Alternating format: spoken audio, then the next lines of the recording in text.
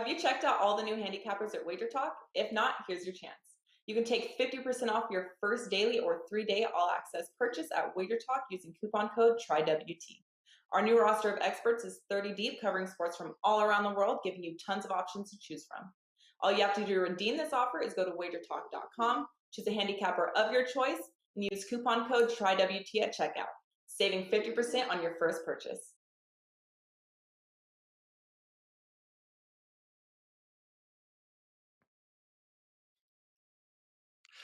Happy Monday, guys. Welcome in right here to Wager Talk TV. You're watching Puck Time, and I am Andrew McInnis. I have Lawrence Presman joining me today here on the show. And this week's show lineup will be Buster on Tuesday. We have Brian Leonard back this week as well. On Thursday, Prez is back on Wednesday, and then on Friday, just Carm and I. So you get two shows with Prez as Carm is still recovering. He lost his voice in Vegas. Not really surprising when you go to a place like Vegas, but it seems like he had a really, really great time.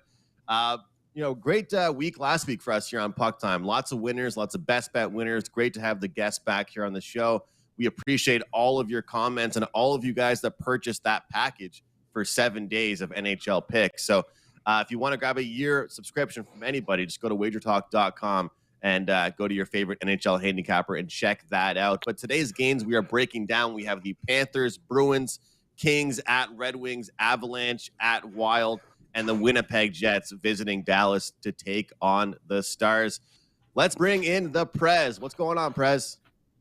Bloody impressed with your opening, Andrew. You have gotten a ton better. Now, that doesn't suggest you were bad. You started at a 7 out of 10. Okay. But that was an excellent opening. A pleasure to be here, my friend. Listen, full disclosure, I'm jet lagged. The term jet lag is so strange when flying back from Las Vegas. I mean, wow, should be a nothing. Wait, Andrew. When I was your age, I did not get jet lagged. Just wait. Didn't fall asleep till like 3:30 a.m. Started watching Welcome to Wexham. What a fun show. 18 episodes, each one around 21 minutes. I got 6 episodes deep last night. And that's the show about Ryan Reynolds and Rob McElhenney buying the soccer club. I heard listen, that. I could honestly watch Ryan Reynolds read the newspaper. So yeah, Prez, as far as Vegas goes, when I go there, it's fine. But when you come back, for me, it's a 4-hour time difference. So, I wouldn't say physically I'm jet lagged, but I'm just you're a little messed up as far as the time zone goes. So that's kind of how I feel with that. Hey, I'll take a note out of your book. Right now, I'm watching a show called The Patient on Disney+. It started off super slow. I don't know if you ever heard of it, but pretty much a serial killer kidnaps a psychologist and wants the psychologist to have sessions with him every day to help him stop doing what he does. It has Steve Carell in it. It's pretty slow start so far, but hey, it's not too bad. I want to you give your suggestions. I'll give mine real quick, but I want to ask you, dude. I think everyone should give their suggestions. That is not my kind of show, but I do hope you enjoy it. Yeah, it's starting off super slow, but I feel like I'm committed already. If you watch 4 or 5 episodes of something, I'm not the kind of guy that can just stop. I don't stop. Do you? Yeah, you give up on them? So what are you thinking so far this year in the NHL? Obviously, we're only around a week in. Each team's only played a handful of games so far. But Prez, I've been with Wager Talk, and I've known you for a few years now, and we've talked hockey quite a bit together. I'm telling you, I think this year is going to be one of the more competitive years we've seen as far as the NHL has been in the last little while here. Oh, and that's an interesting point, Andrew, because I think we're going to see regression. I think the Washington Capitals, for instance, and even though Pittsburgh Penguins have started off on fire, Boston Bruins, these are 3 perennial playoff monsters. I think we see those 3 teams come back down.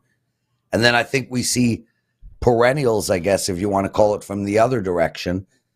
I think we see New Jersey. I think we see Buffalo. And I think we see Detroit start to close that gap. So, are there going to be really bad teams in the league? Arizona, et cetera? Yes. But you're right. I think we're going to see the New York Islanders be a middle of the pack team. So I think it's not going to be as bottom heavy and as top heavy this season. We are in a transition year for a bunch of hockey teams. I agree, and it's going to be interesting to see some of the teams that are rebuilding, if they, make it a quicker rebuild and they start to impress, or maybe it takes a lot more time. I saw an interview with Stevie Y. Obviously everybody knows Stevie Yzerman, hopefully, in the intermission of the Red Wings game a couple days ago, and he pretty much told the reporter to relax. Like, he's like, what do you guys think about the playoffs, like this year, next year? And he's like, I'm not even thinking about that, dude. He's like, we're going one day at a time. This is a full-on rebuild. Like, we'll take our time. 2 games in. Yeah. We can't talk playoffs just yet. Yeah, that's strange. Hey, Manuel Rodriguez writes, Prez, you look tired. Yes, I am tired. We just went through that. Hey, that's not really a nice thing to tell somebody that they look tired. That's a tough call. Dude, I always struggle. I'll walk in and Vivian will look tired and I'm what do I do? She looks tired. Yeah, you're right. It is a tough thing to talk about. Okay, brother. Let's get in and out. Real quick. I just want to say the Arizona Coyotes, we're not talking about their game against your Leafs today. A good friend of mine, his brother plays on the Coyotes. His name is Liam O'Brien, and he's pretty much the only exciting thing about that team right now. He's like a third or fourth line guy, tough guy, more of a fighter. So if you're watching the game today, if you're watching your Leafs at all at night when you're relaxing, check him out, because he's pretty much the only good thing about that team right now, because fans don't really have much to cheer for besides him out there running around. So check him out. He's a good friend of mine. His brother, he plays on the team. And Andrew, is there any light at the end of the tunnel for these Arizona Coyote fans? I mean, this is just, it's never ending. Well, it feels like they've been in a rebuild since I was 5 years old, Yeah. And I know I'm not that old, but I mean, that's a long time. So I don't know. They trade away picks. And the thing is, nobody wants to stay there either, Prez, right? So when they become free agents, they're not committed to staying. So that's rough. But we got a good game to break down for our very first one here. We have the Florida Panthers and the Boston Bruins to get us started here in this one. Florida number has jumped up a little bit from the opener here, but minus 135 I'm seeing for Florida, plus 115 for the Boston Bruins. If you want the total here, it's 6.5, shaded towards the under. If you want a puck line here, you can get plus 195 on the puck line for the Florida Panthers. And, I'll start by saying this. The Boston Bruins are a team that generally I was down on heading into the season. However, I want to say just the same way that Prez just mentioned, it's early. Each team has probably played, I think, 3 games so far. So there's a couple things I tell people in football and NBA, NHL, but especially in hockey, you can't formulate your opinions as much about a team until they've played at least a week and a half, 2 weeks of hockey, because that's not the true identity. Like, I was excited the Montreal Canadiens beat the Maple Leafs, but you know what? They haven't really produced anything since then. I still like them. I'm a fan of the team, but that's one game, right? The Boston Bruins, they have no Brad Marchand right now. They have no Charlie McAvoy, no Matt Grzelcyk. They've looked pretty good so far. But does that mean that everything's okay and missing those guys is going to be just A-okay? I don't think so. So when you look at certain teams like this, you need to see a long stretch, at least 2 weeks to really be able to make your opinion about them. But Prez, I honestly think this is a short price here. I mean, Florida battled on the weekend against the Buffalo team that, as you mentioned, they are growing. They've got talent up front. They've got talent defensemen, a decent goaltender, Yep. I don't really say that the fact that was relatively a close game is a bad thing for Florida, because they also have a few new guys. You got to get to know your line chemistry and things like that, coaching staff. So, after a Boston Bruin victory over the weekend that was actually quite sweaty against a pretty bad team, I think Florida comes in and gets the job done here at a price that has gone up, but I think it's worth a wager. What about you? Yeah, look, Andrew, I mean, for me, I'm looking at the total in this game. I don't love taking over 6.5s, but like the way I approach NFL, I look at teams at the beginning of the season and I really try to decide how I'm going to bet them. And when I looked at Boston, I looked at them and I thought to themselves, their goaltender, he's not terrible. He's not world class. Their defense is decimated, but they still have a killer power play unit and they can put pucks in the net. And it is held. So far this year, Boston is 2-0 to the over. And now they're playing a Florida team that started off slow scoring wise, and then put up 4 against Buffalo. I can't play this game any other way than to take over the total. I don't really like Florida in this spot, and I don't like Boston in this spot, but I think we're going to see a high scoring game. And I think if everybody looks to be betting Boston over the total on a regular basis, I think ultimately they will win more than they lose. I'm right there with you with that thought process. I think that their offense will be pretty good out the gate. Their defense and their goaltending will struggle.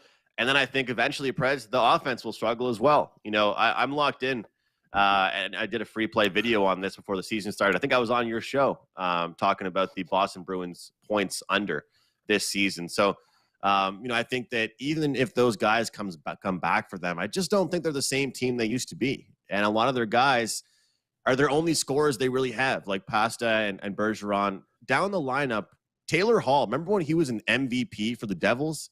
I don't know. I don't think he's the same player he used to be. That's for sure. But let's keep things moving with the Kings and the Red Wings here. This should be a pretty interesting game when you talk about a Red Wings team at home that is 100% growing. They made a lot of moves in the offseason. They have a pretty good decor. I mean, their defenseman is coming off a big award last season at the NHL Awards. And just a GM that, like I talked about, is not in a rush, to make a big cup run or anything, but he's building a team the right way with a good mixture of young players and older players.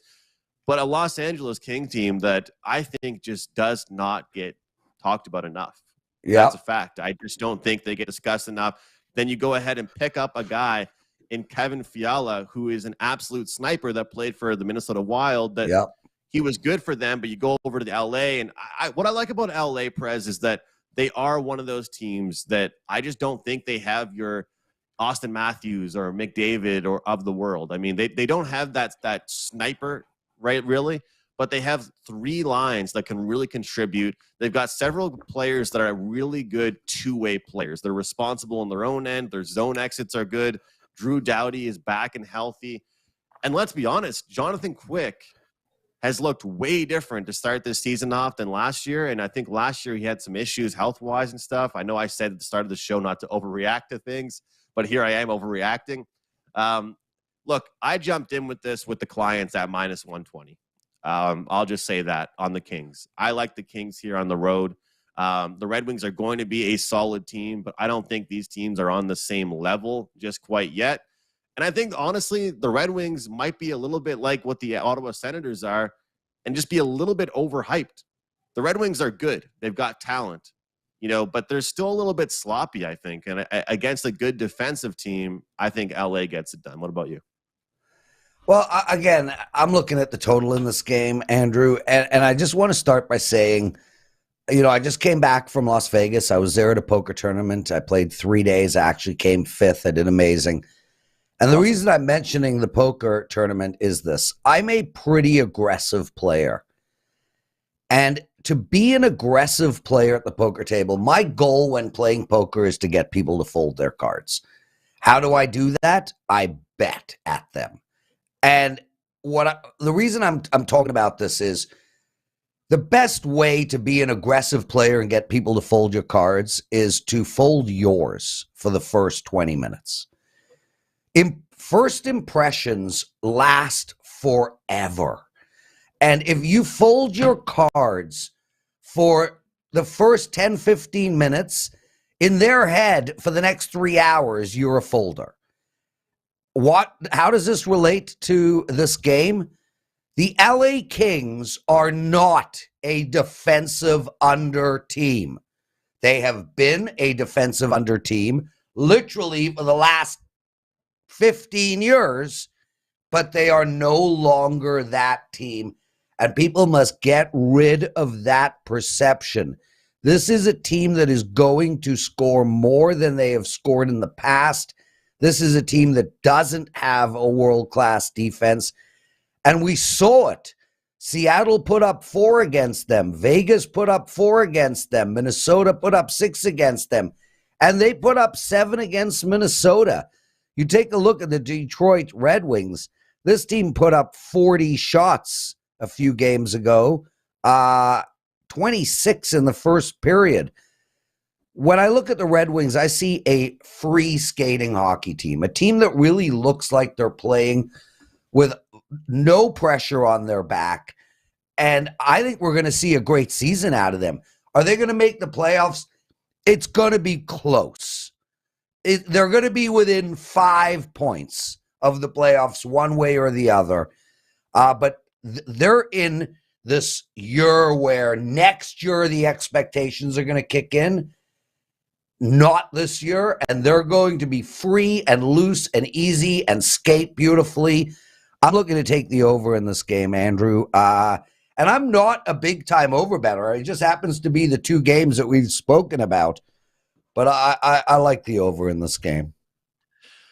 It's hard to argue it. I'm right there with you with that one. I wouldn't go anywhere else as far as the total goes but the over. And I guess I just want to clarify what I was talking about as far as defensive style for LA.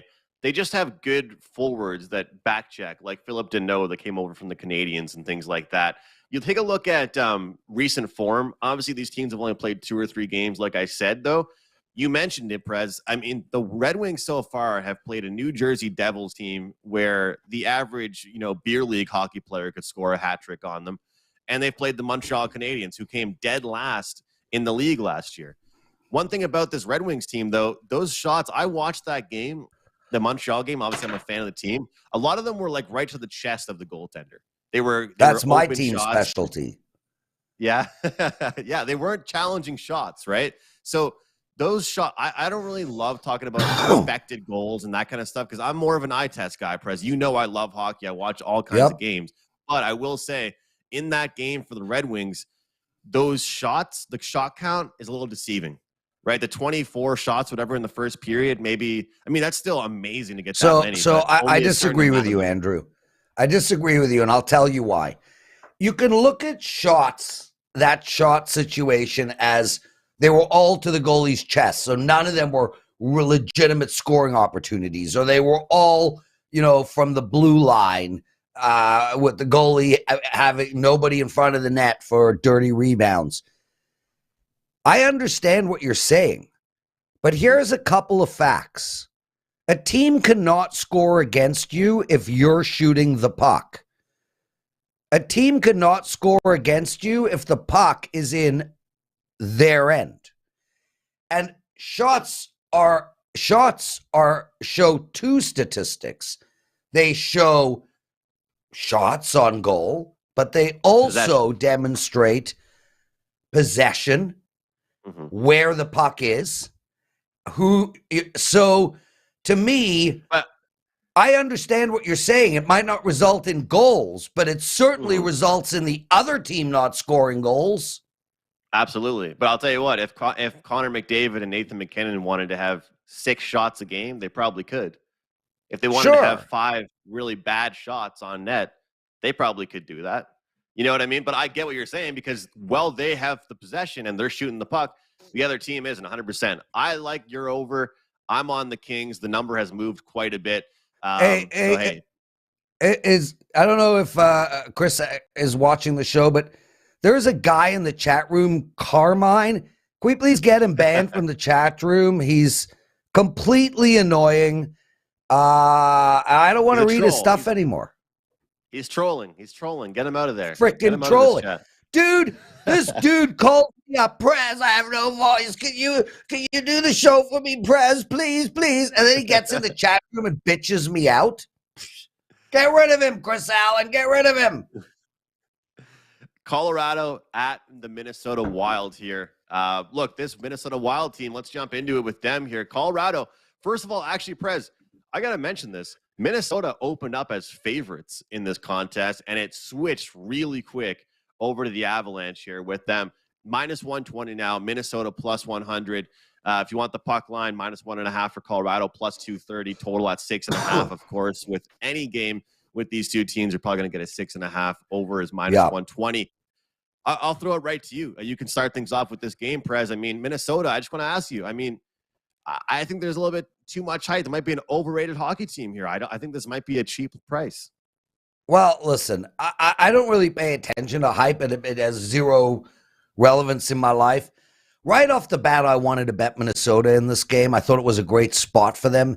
This team is definitely a playoff contending hockey team, Andrew. They're also started the season losing 2 games in a row, and this is such a great spot to bet them. The problem is frickin' Colorado didn't get the message and went and lost to Calgary. I don't want to bet against Colorado at all off of a loss. But I have to go again and look at the over. Colorado is going to end the year as the highest scoring team in hockey. They did it last year. They did it the year before. And they're going to do it again this year. Minnesota is a team that is going to put the puck in the net as well, Andrew. I don't mean to sound like a broken record here, but I'm going to the over in this game too at 6.5. Hey, sometimes it just happens like that. Sometimes you just see a card and you expect goals. I think Saturday there were a decent amount of unders. So these matchups here, I mean, we saw Colorado score 5 goals in one game, then give up 5 the next against Calgary. And Minnesota, that's really my problem with them. You know, you talked about that game they had. I think, it was against LA, I think you said, right? 7-6. Yeah, I mean, that's just ridiculous. That's a crazy game. And, you know, we don't want to just ride trends or recent history, but sometimes that's what we have to go with from what we've seen so far this year. Obviously, we have our opinions leading into the season, but, you know, I get it, and I get the point with Minnesota. I get that they're desperate here. I know this might be contrarian here, but I'm actually leaning towards the under 6.5 in this one, just because we haven't really seen a good defensive performance from either of these clubs yet. Okay, and so I understand. I feel like, and it's interesting because obviously, you know, we speak to each other a lot, not only you and me, but you and Coke and me and Brian and Marco. Right. Everybody talks. I'm not suggesting this game won't go under, Andrew, but I feel like your reasoning for picking the under is a feeling. I feel like it's going to go under. And that's to me, you're overthinking this, brother. You're not that it won't go under. I get it. That's you know what I mean? Like the entire world, liked Winnipeg and New York a couple days ago over the total because there was a backup in nets and it wasn't just. I didn't. I really like the under. Well, there we go. My whole thing is that you talk about desperation for Minnesota. For them not playing well this season so far, just giving up 7 goals. Colorado so far has been involved in just shootouts, back and forth, all game long in their games so far. This, if anything, I know it's tough to swallow, but if there was ever an early season situation to see these two clubs go for a low-scoring game, it could be this one. And I'm not just trying to be the contrarian. It could be. I think that it sets things up. You know, if you're a coach and you just give up 7 goals, you're 0-2 to start off the year. If you're Colorado and you're the coach and you say, guys, I'm tired of us being involved in 1st to 5 goals wins games. Let's go out and let's play a good defensive performance here. Colorado has so much talent. They could afford to play those type of games every game. But does the coaching staff see? I like to put myself in the coaching staff's shoes. Andrew, I do. If you teach a eunuch how to have sex, that doesn't mean anything, bro. In other words... Are you somehow saying I can't think what the coaches are thinking? No. In other words, you can tell your team to play a better defensive game till you're blue in the bloody face. That doesn't mean they will actually be able to play a good defensive game. There is a reason. There is a reason Colorado wins games 5-3, 6-4. They've never been a good defensive team. Well, they were like when Patrick Waugh was in the net. Well, I would argue that the pace their forwards come out with And the fact that their defensemen always jump into the rush certainly plays a factor in that. They get counterattacked quite a bit. But so to clarify here, you like goals and you lean Minnesota? No, I have no opinion on the side. I like the over in this game. And leg show, that Cowboy missed field goal pissed me off too. Sorry, Andrew. I'm enjoying my time here with you, bro. I'm happy you are. And every time you're on with us, Prez, we'll try not to spend too much time with it, but I want some movie suggestions or TV show suggestions because I'm at the point now where I'm in my downtime. I don't know what to watch. I just ran through all kinds of shows. I just told you, welcome Wexham. It's amazing. It's so good. What's it on? What'd you say it was on? Netflix? Disney. Yeah, Disney. Okay. Disney Plus. Sounds good. All right, our last game here. Let's get into it. Winnipeg and Dallas. Look, Winnipeg, you look at this team coming in here. They're plus 120 on the road in this game. Dallas minus 140. Dallas, I have to take a second and kind of just break down and look at their roster for a second. The fact that they were able to sign Jason Robertson and not have to deal with anything that happened, any kind of holdout with him, I think was really good. You don't want to have to wait to sign a player, a day before the season starts or, a day after training camp gets going. It's good that they kind of got him signed. The Dallas Stars are pretty well-rounded. The fact is with them, though, is their top players will just go missing for a week or 2 weeks, or they just will not show up to a game. That is the problem with them. The Winnipeg Jets, however, getting plus 120 here with them, they're a team that struggled last season, and they weren't very good. But I don't think that was their true identity. I don't think how they played is really the team that they are. They're very motivated coming into this season, and the win that Dallas is coming off of, taking 2 straight off Nashville, I like Winnipeg here at a plus price. I like underdogs in this card quite a bit, actually, Prez. I think plus 120 is a good number here with Winnipeg. You take a look at their last game that they had. I thought that they looked good on offense, but I thought they looked very deep as well. It wasn't just one line producing, and that's what I look for teams out the gate. So I like Winnipeg at this price. I think Dallas might slow down. They've had a really good offensive start, but I'll be honest, Prez, not my favorite play of the day. Yeah, look, Andrew, we got some guy in the chat room, Bianco. He writes, I think this game is unbettable. So I went and looked, and I found bets. You can bet an over. You can bet an under. You can bet a side, a total. You can bet the other side. There's puck line opportunities, alternative line opportunities, and prop bets. Mr. Bianco, there's about 100 bets on that game. Come on. Andrew, let me start by saying that I like your take on the Winnipeg Jets. Last year got away from them. Just everything went wrong.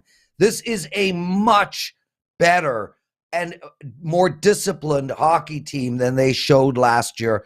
I expect Winnipeg to be right there, believe it or not, with Calgary and Edmonton fighting it out. And Vancouver. I'm high on Vancouver this year too, Andrew. I think all 4 of those teams are going to be good teams. As for tonight's game, I got to look at the under. I think the identity I think Winnipeg is going to win a lot of 3-1, 3-2 hockey games.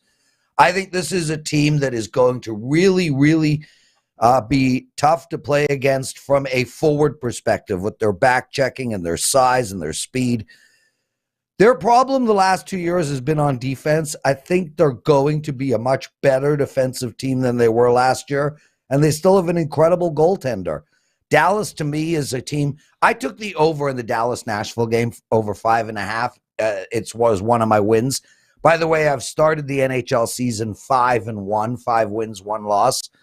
And one of those wins was the over in Nashville and Dallas. I'm going to the under in this game. And I will tell you, Andrew, of all the plays we've spoken about, that under is probably the game I like the best. Awesome. And I think that that's how Winnipeg has to win games. Would you agree with that? I mean, they don't want to get involved in back and forth. 3-2, 3-1 games. Yep. For sure. Absolutely. I agree. Noticed, you're playing a lot more totals. Is that just for this show or in general with your friends? Yeah. Actually, Andrew, it's funny.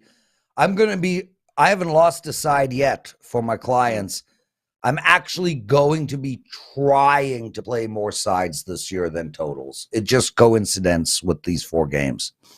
Okay. For me, out the gate of the season, I was playing totals, and I still probably will have more totals than sides just because I have better reads on the paces of these teams out the gate versus what I have from, who's going to win. I like to see 1 or 2, 3 games maybe before I start jumping in with sides. And kind of like what Hakeem says, I mentioned earlier last week about NBA. He likes to see at least 5 games of recent form, or I like road trips, homestands. Yeah. It's kind of how I handicap, it's I want the season to get going so I can pick my spots and use my skills that way. But Prez, it's Monday, so obviously, NFL wrapped up over the weekend, college, and everything's going on. And obviously, Monday can be a quieter day. But what do you have going on for clients? What's new with you at Wager Talk? And it's just good to see you, man. Yeah, I appreciate that. And let me just respond to Curtis. Curtis the GOAT writes, Prez thinks he's the coolest man in the world. Let me rephrase this. Curtis the GOAT. The GOAT. The GOAT, in his name, the GOAT, says that I think I'm the coolest man in the world. Firstly, I think Ryan Reynolds is the coolest man in the world. And secondly, if I thought I was as cool as you, I would be Prez the GOAT. The GOAT. Anyway, can you imagine, Andrew. Hey, but on your name tag below you, the graphic, it just says the GOAT, Prez. Just Prez, the GOAT. Dan, please change it to the GOAT. I'm from now on the GOAT. Okay. Andrew, right off the bat, man, my baseball season has been unfreaking believable. And I've rolled through the playoffs. I have 1 baseball playoff for my clients tonight, as I've told you. Thank you, Dan. Now I feel better. My hockey, I've started 5-1. I have a hockey play going tonight, and my NFL, dude. Even though I went 2-4 yesterday, I had a couple of bad losses.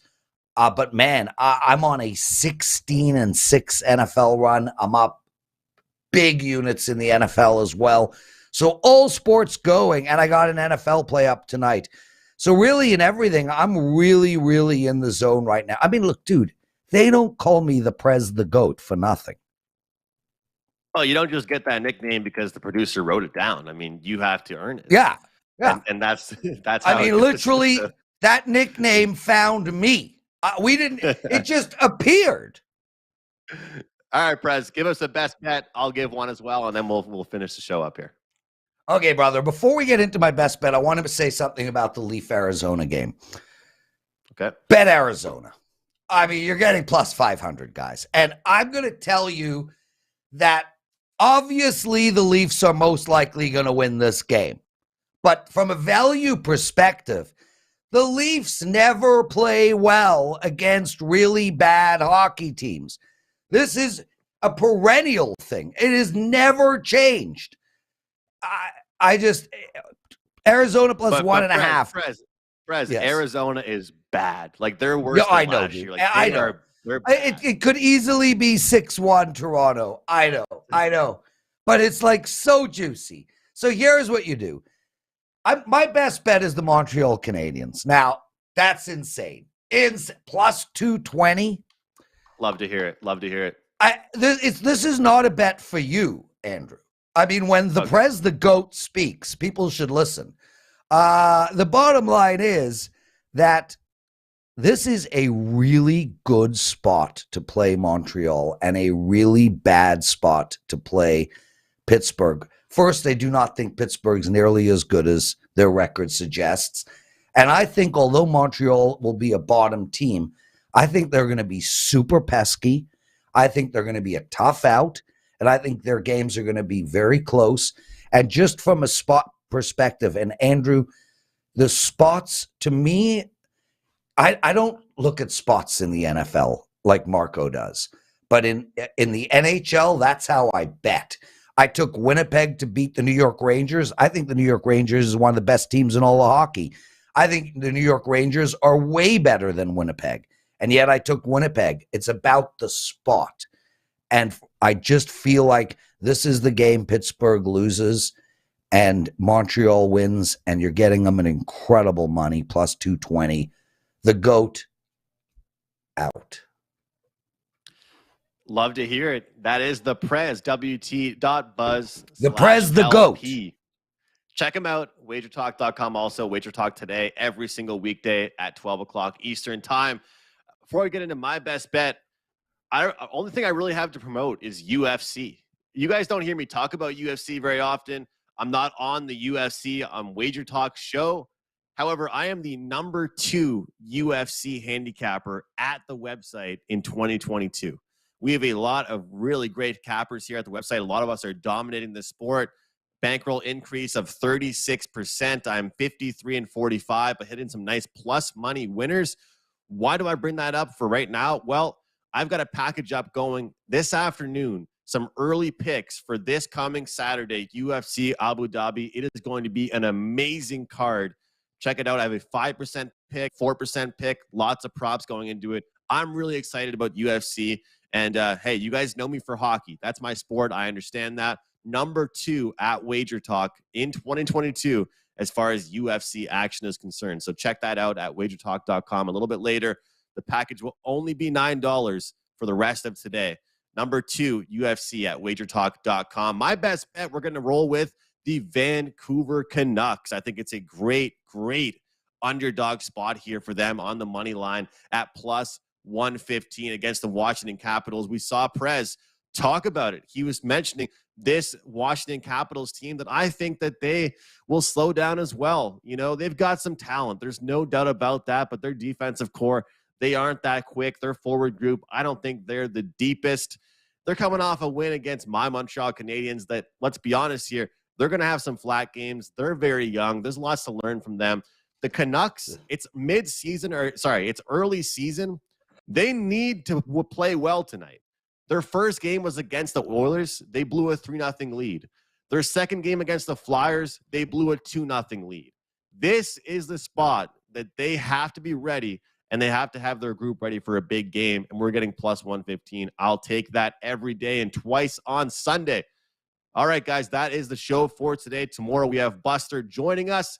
On behalf of Prez, the so-called GOAT, I am Andrew McInnis, and I'll see you guys tomorrow. Each and every Monday is $9 Monday at both wagertalk.com and sportsmemo.com, when all daily picks packages are priced at only $9, including 5% best bets, normally priced at $35. As an added bonus, any picks packages loaded early for Overnight Tuesday or action during the week will also be priced at $9 until midnight on Monday. So make sure to take advantage of getting these $25 and $35 picks for only $9 before the clock strikes 12 and they return to regular price.